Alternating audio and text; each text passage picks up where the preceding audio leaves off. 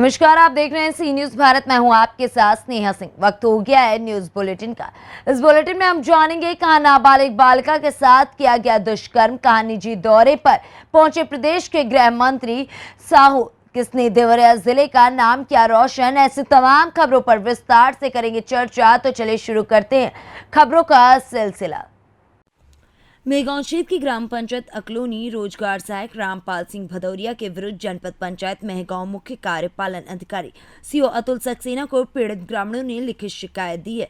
मौके पर जिला पंचायत सीओ भी उपस्थित थे। ग्रामीणों ने बताया कि रोजगार सहायक किसी शासकीय योजना का लाभ दिलाने के लिए रिश्वत मांगते हैं। दिया है हाथ में। हाँ, फिर भी बता दो, आपके हाथ में आ गया, थोड़ा बहुत बता दो उसको। शिकायत कर रहे हैं वो रामपाल सिंह जी। नहीं तो वो हमें शिकायत बता दो। शिकायत कर रहे हैं, पैसे वैसे मांगता है। कौन पैसे लाइए। किस पंचायत का कारण है? अकलोनी का। क्या विषय है ये पूरा? मतलब ग्रामीणों से पैसे वगैरह मांगते हैं हर चीज के लिए। अच्छा, कोई भी काम हो, कोई भी चाहे पर्ची कोई भी बीपीएल कार्ड की तो पर्ची के 500 रुपए। अच्छा, नाम क्या है आपका? वीर सिंह भदौरिया। निवासी अकलोनी। पर्ची के 500 रुपए, लेटर के 2000 और आवास के 10,000। नहीं तो वो इतने पैसे लेके काम तो कराता है। हाँ, पैसे लेता है तो कराता है, पैसा नहीं देता है उसको नहीं कराता। जिसके पास पैसा है किसकी आवेदन नहीं है। नहीं तो ये साहब के संज्ञान में भी तो होगा। विभाग में जब वो पैसे लेके आ रहा है, विभाग के स्तर से भी रिश्वत दे रहा होगा वो कहीं ना कहीं। क्या मालूम, तभी तो हो रहा है। जैसे आप लोग आते तो आपका कभी विभाग ने कहा है कि हम काम कर रहे हैं? जैसे जिन चीज़ों के लिए वो पैसे आपसे मांगता है वही आप उससे ना मांगता नहीं लेता है, वो उससे ना देते हुए आप यहाँ आते हैं। तो यहाँ कभी ऐसा कोई बात है जो आपका काम उन्होंने कहा है कि नहीं पैसे नहीं लेंगे? वैसे ही होगा। काम तो हुआ ना। अब जैसे हम 10,000 रुपए मांगे, मेहगांव से सी न्यूज संवाददाता सोनू परमार की रिपोर्ट। बिजनौर के चांदपुर में नाबालिग बालिका से दुष्कर्म का मामला सामने आया। युवक ने नाबालिग बालिका को बनाया अपनी हवस का शिकार। नाबालिग बालिका के साथ दुष्कर्म किया। जहां एक और हवस के पुजारी ने नाबालिग बालिका को अकेला देख उसके साथ दुष्कर्म की घटना को अंजाम दिया। वहीं घटना के समय बालिका अकेली थी और सरकारी नल से पानी भरने दोपहर में गई हुई थी। भरी दोपहर का फायदा उठाते हुए हवस के पुजारी ने उसके साथ दुष्कर्म की घटना को अंजाम दिया। गंभीर हालत में बालिका को सामुदायिक स्वास्थ्य केंद्र में भर्ती कराया गया, जहां से हायर सेंटर रेफर किया गया। पुलिस ने आरोपी को गिरफ्तार कर लिया है और आवश्यक कार्रवाई शुरू कर दी है। बिजनौर से सी न्यूज संवाददाता सलीम हाशमी की रिपोर्ट। कवर्धा के अपने निजी दौरे पर प्रदेश के गृह मंत्री ताम्रध्वज साहू पहुंचे, जहां पर स्थानीय सर्किट हाउस में उन्होंने मीडिया से वार्ता की। वहीं नक्सल मोर्चे को लेकर जब सवाल पूछा गया तो उन्होंने कहा कि ये कोई चुनौती नहीं है, रूटीन कार्य है जो किया जा रहा है। नक्सली एक क्षेत्र तक सिमट रहे हैं। निकला हूं, लेकिन ऑफिशियल दौरा नहीं है, निजी दौरा है। लेकिन अपने विभागीय जो चीज़ है उनको ज़रूर, जैसे PWD विभाग मेरे पास है तो मैं बाई रोड 5 दिन ये दौरा करूंगा ताकि सड़कों की हालत क्या है, कैसा है, जो निर्माण हुआ है वो भी दिखे। निजी अपने मेहमान नवाजी में जाओ तो भी सड़क तो दिखेगा ही। दूसरा, पर्यटन स्थल हमारे हैं। कोरोना काल के बावजूद लगभग 14 पर्यटन स्थलों को बहुत अच्छा हम लोगों ने बनाया। जो मरम्मत योग्य है या ठीक हालत में नहीं है उसके लिए अभी नई पर्यटन नीति हमारी बनी है।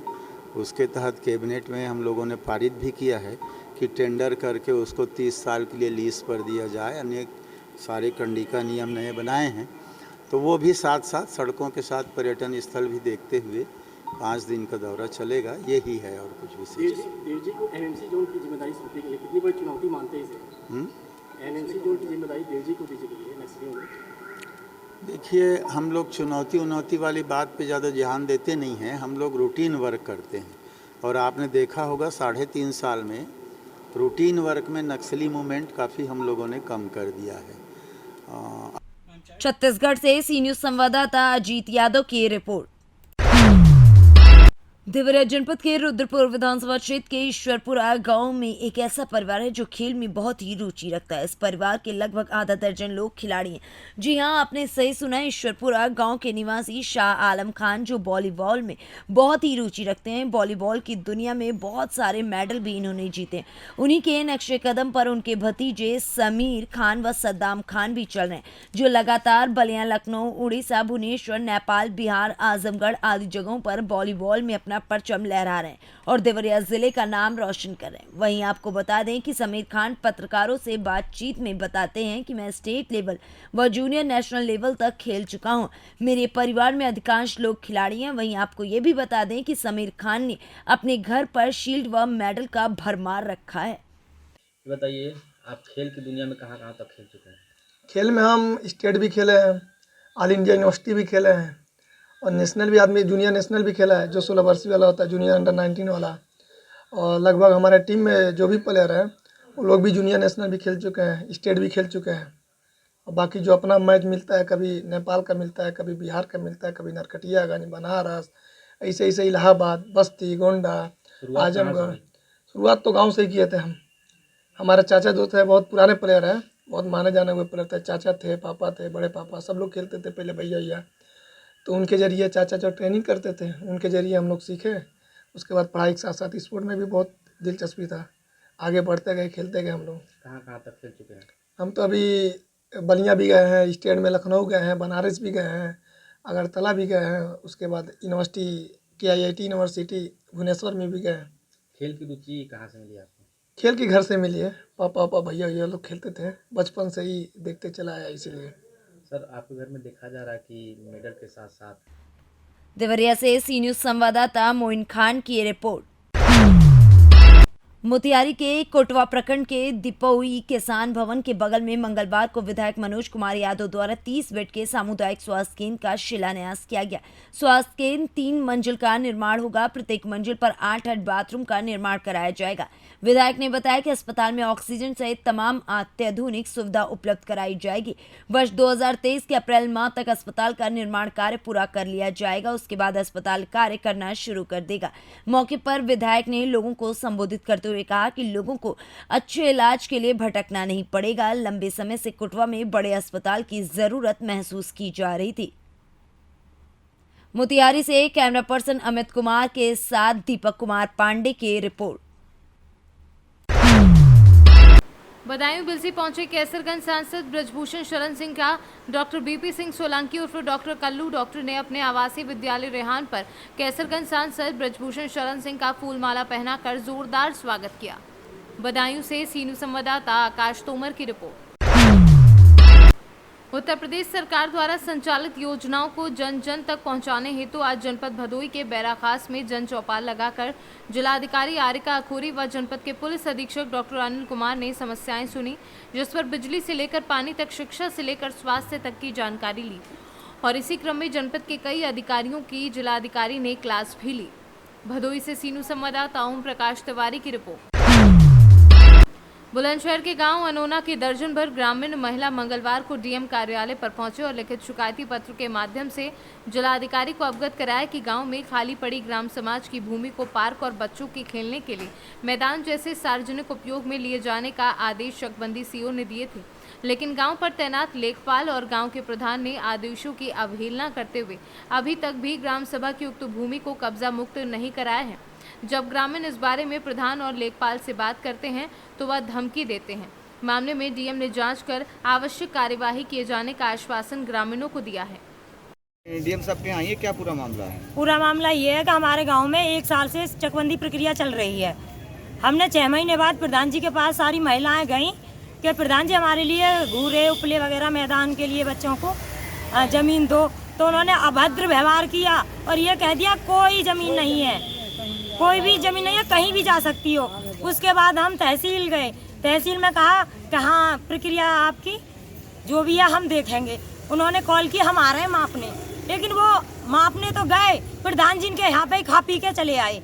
उन्होंने भी कोई भी वो यानी ना तो हमसे मिले, बस ये तो बताया कि हम आ रहे हैं। हमें मालूम चला कि प्रधान जी के यहाँ से वापस हो गए। उसके बाद हम CO साहब के पास आए। CO साहब ने हमसे पूरी कहानी सुनी और उनके उसके बाद उन्होंने साइन कर दिए कि जाओ दोबारा से मापो जिन्होंने कब्जा कर रखा है। लेकिन उस प्रक्रिया को 2.25 माह हो गया और हमारे यहाँ जो पटवारी गए थे वो कई बार चले गए और ड्रिंक करके दारू। बुलंदशहर से सीनू संवाददाता नितिन सिंह की रिपोर्ट। बुलंदशहर के जिला अस्पताल में जहां एक तरफ सुविधाओं का अभाव है तो वहीं दूसरी तरफ स्वास्थ्य कर्मियों द्वारा मरीजों के साथ दुर्व्यवहार किए जाने के मामले भी सामने आते रहते हैं। मामला मंगलवार को सामने आया जहां मरीज के तीमारदार से डॉक्टर द्वारा 25,000 रुपये मांगे जाने का मामला सामने आया। मंगलवार को डीएम कार्यालय में लिखित शिकायत लेकर पहुंची जनपद के गाँव गफूरगढ़ी निवासी महिला ने महारानी देवी ने बताया कि उसके पति सुनील कुमार कुछ समय पहले एक दुर्घटना में घायल हो गए थे जिनका जिला अस्पताल में इलाज चल रहा है, लेकिन अस्पताल कर्मी इलाज में लापरवाही बरत रहे हैं। क्या मामला है जो आप डीएम ऑफिस आई हैं? मेरे आदमी की टांग टूट गई है। अच्छा। एक्सीडेंट हो गया था तो मैं आई थी, भर्ती करी थी मैंने, तो मुझसे 25,000 रुपये मांगी थी। किसने मांगे 25,000 रुपये? संजीव बहादुर ने। कहाँ पे? अस्पताल में। कौन से अस्पताल में? सरकारी हॉस्पिटल में। तो आपने क्या कहा? देखो मुझ पर 25,000 रुपये न दिए तो मेरी खिलाफ कभी कुछ कमी निकालता, कभी कुछ कमी निकालता। अच्छा। जो पैसा भरते थे उन्होंने किचा कितनी कमी हो गई, उन्होंने ऑपरेशन कर देता। रात उन्होंने ऑपरेशन बोला था, अब मना कर दी। अब क्या कह रहे हैं? अब मना कर दी सी, अब अगारे को रेफर लिख रहा है। बुलंदशहर से सीनू संवाददाता नितिन सिंह की रिपोर्ट।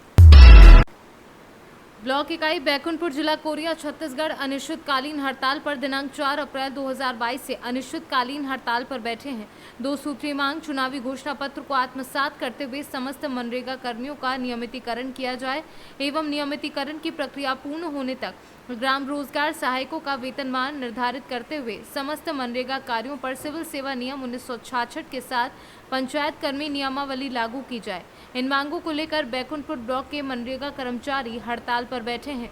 मनरेगा कर्मचारी पूरे हड़ताल पर बैठे हुए हैं और हम लोग बहुत बार मुख्यमंत्री जी से हमारे जो बड़े अधिकारी लोग सब मिले हैं मनरेगा के, उन लोग का जो भी जितने बार मिले हैं सबका पॉजिटिव आया है कि मतलब आप लोग के लिए सोच विचार किया जा रहा है। अब देख रहे हैं कि उसमें क्या होता है। हम लोग की 2 ही मांग है, वो कंप्लीट वो दोनों पूरी कर दे तो अच्छा है हम लोग के लिए। अगर मांग पूरी नहीं होगी तो फिर आप लोग क्या रणनीति करेंगे? धरना जारी रखेंगे।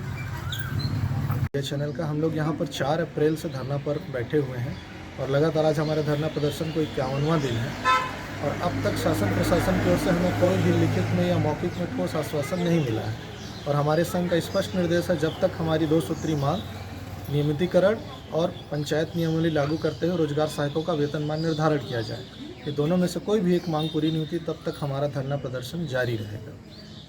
कोरिया से सीनू संवाददाता मुश्ताक कुरैशी की रिपोर्ट। अखिल भारतीय विद्यार्थी परिषद की छात्राओं ने समय पर छात्रवृत्ति न आने के कारण के संबंध में संबंधित अधिकारी समाज कल्याण को ज्ञापन सौंपा, जिसमें अपनी व्यथा को रूबरू करते हुए अधिकारियों के सामने अपनी बात को रखा है। दाऊदयाल महिला डिग्री कॉलेज की छात्राओं के द्वारा 50% छात्राएं ऐसी हैं जिनको पिछली वर्ष छात्रवृत्ति समय से नहीं मिली है, जिसके चलते उनकी शिक्षा तितर बितर हो रही है।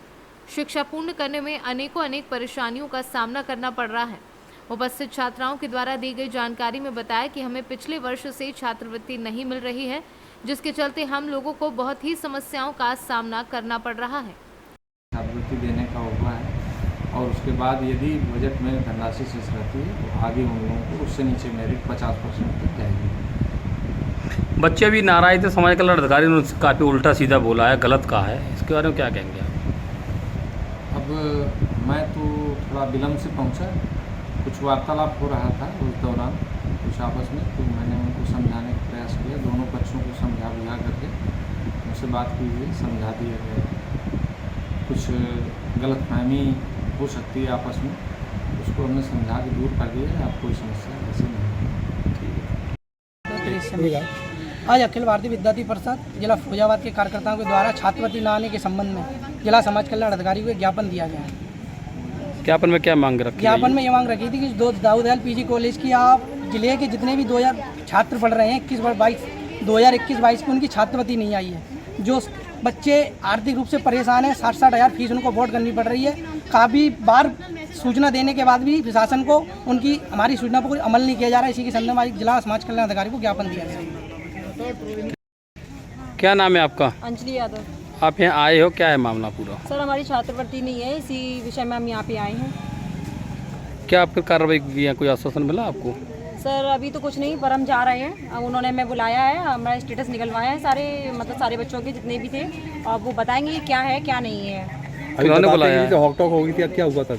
सर अभी कुछ नहीं, बस मैडम ने कुछ गलत शब्द बोले थे, इस चक्कर में हमारी मतलब मैडम से थोड़ी वार्तालाप हो गया, और कुछ नहीं इससे ज़्यादा। और मैडम को बात करने की सभ्यता नहीं है, जो अधिकारी यहाँ बैठते हैं उन्हें, मुझे लगता है कि यहाँ पे सभ्यता है उन्हें बोलने की। कौन सी मैडम थे? सर नाम तो नहीं पता, अगर इतना ही नाम पता होता तो फिर इतना जानने की जरूरत नहीं पड़ती, तो नाम तो नहीं पता मुझे उनका, पर समाज कल्याण में। फिरोजाबाद से सीनू संवाददाता सन्नेश कुमार गुप्ता की रिपोर्ट। मैनपुरी में अतिक्रमण को लेकर मुख्यमंत्री योगी आदित्यनाथ सख्त दिख रहे हैं। प्रशासन को अतिक्रमण के प्रति सख्ती करने के आदेश मिल गए हैं, जिसके चलते प्रशासन ने अपने अपने क्षेत्रों में अतिक्रमण को लेकर व्यापारियों को चेतावनी देकर कार्यवाही भी शुरू कर दी है। तो वहीं अतिक्रमण को लेकर कुरावली एसडीएम ने थाने में व्यापारियों की बैठक की। नाम क्या है आपका? जावेद खान, नगर अध्यक्ष व्यापार मंडल कुरावली। अच्छा, ये थाने में जो मीटिंग हुई थी, व्यापारियों को बुलाया गया था, क्या आदेश करे गए? ये अतिक्रमण को लेकर आदेश किए गए हैं। क्या क्या आदेश दिए, क्या सख्ती करी गई है? सख्ती ये है, जो ठेले वाले हैं वो मार्केट के अंदर एंट्री नहीं रहेगी उनकी, वो मार्केट से बाहर रहेंगे। जैसा कि आपकी खाद की दुकान है, तो इस पे दुकानों में क्या सख्ती करी गई है? किस चीज़ की मना करी गई है? दुकानों में 3 फुट के लिए बोला गया, जिसको 9 फुट से ऊपर रहना चाहिए, जो बहुत अच्छा फैसला है। और 3 पर सामान कोई भी नहीं लटकाया जाएगा। अच्छा, ये जो ऊपर से आदेश है, योगी सरकार ने इसको बड़ी सख्ती से लागू किया गया है, तो कैसे देखना चाहेंगे आपको? ये पॉजिटिव है या फिर इसको नेगेटिव? नहीं, नेगेटिव बिल्कुल नहीं है, ये पॉजिटिव ही है। इसमें हर किसी को सहूलियत रहेगी, जाम नहीं लगेगा, बहुत सी चीज़ें हैं जिसमें पब्लिक को फ़ायदा रहेगा। मैनपुरी से सीनू संवाददाता जाजिब उमर की रिपोर्ट। उच्च न्यायालय इलाहाबाद से भले ही शत्रु संपत्ति मामले में आजम खान को जमानत मिल गई हो, लेकिन जमानत की कई शर्तें आजम खान को परेशान किए हुए हैं। इन शर्तों में न्यायालय ने जौहर यूनिवर्सिटी कैंपस में स्थित शत्रु संपत्ति को कब्जा मुक्त कराए जाने की भी शर्त की थी। उच्च न्यायालय के इसी आदेश के पालन में जिला प्रशासन ने जौहर यूनिवर्सिटी कैंपस में पैमाइश कर शत्रु संपत्ति को पिलर व तार बाड़ लगाकर कब्जा प्राप्त कर लिया था। साथ ही जौहर यूनिवर्सिटी के 2 भवनों को भी शत्रु संपत्ति पर निर्माण मानते हुए गिराए जाने का नोटिस जिला प्रशासन ने जौहर यूनिवर्सिटी को थमा दिया। अब इस नोटिस के बाद से ही आजम खान को लगातार बुलडोजर का खौफ सताए जा रहा है, जिसके चलते आजम खान ने सुप्रीम कोर्ट में गुहार लगाते हुए भवन न गिराए जाने की गुहार लगाई है। आजम खान के वकीलों का कहना है कि उनके द्वारा दायर की गई रिट सुनवाई के लिए न्यायालय के निर्णय आने तक भवन न गिराए जाने को कहा गया है। देखिए, जो ज़िला प्रशासन एसडीएम सदर रामपुर की तरफ से मौलाना मोहम्मद अली जौहर यूनिवर्सिटी को एक नोटिस आया था, और उस नोटिस के अंदर ये रिक्वेस्ट की गई थी, ये कहा गया है कि आप यूनिवर्सिटी की बिल्डिंग्स को खाली कीजिए, 2 बिल्डिंग्स को, और इसको डिमोलिश करना है। उस नोटिस में ये भी कहा गया था कि ये 312 क्राइम नंबर पे जो मुकदमा दर्ज है, जिसमें मोहम्मद आजम खान साहब को बेल मिली है, उस बेल की कंडीशन के कंप्लायंस में हम ऐसा कर रहे हैं। यूनिवर्सिटी की ओर से ये कहना है कि हमारी कोई भी बिल्डिंग किसी भी शत्रु संपत्ति पर नहीं बनी हुई है, और ये एक तरीके से misuse of process of law है। इसी को बात को लेकर ऑनरेबल सुप्रीम कोर्ट में एक याचिका दायर की गई है, और जिसमें ऑनरेबल इलाहाबाद हाई कोर्ट ने 312 के केस में जो कंडीशंस लगाई हैं उसको भी चैलेंज किया गया है, और ये कल फाइल हुई थी। आज ऑनरेबल सुप्रीम कोर्ट के सामने senior advocate mister Kapil Sibal ji ने मेंशन किया था, और ऑनरेबल सुप्रीम कोर्ट ने इसकी अर्जेंसी को जानते हुए इसको लिस्ट करने का आदेश दिया है। यहाँ पर मैं ये बताना बहुत ज़रूरी समझता हूँ कि ये जो पिटीशन फाइल हुई है, इस बात की सूचना जो ज़िला प्रशासन को और एसडीएम सदर रामपुर को कल ही दे दी गई थी, और जिसके संबंध में उन्हें ईमेल भी किया गया था और लेटर भी दिया गया था। तो अब जब तक, और उनसे रिक्वेस्ट की गई थी कि जब तक ऑनरेबल सुप्रीम कोर्ट से इस संबंध में कोई आदेश नहीं हो जाए, तब तक आप डेमोलिशन ना करें। रामपुर से सीनू संवाददाता साजिद खान की रिपोर्ट। फिलहाल इस न्यूज बुलेटिन में बस इतना ही। देश दुनिया की ऐसी तमाम खबरों को देखने के लिए बने रहें सी न्यूज भारत के साथ।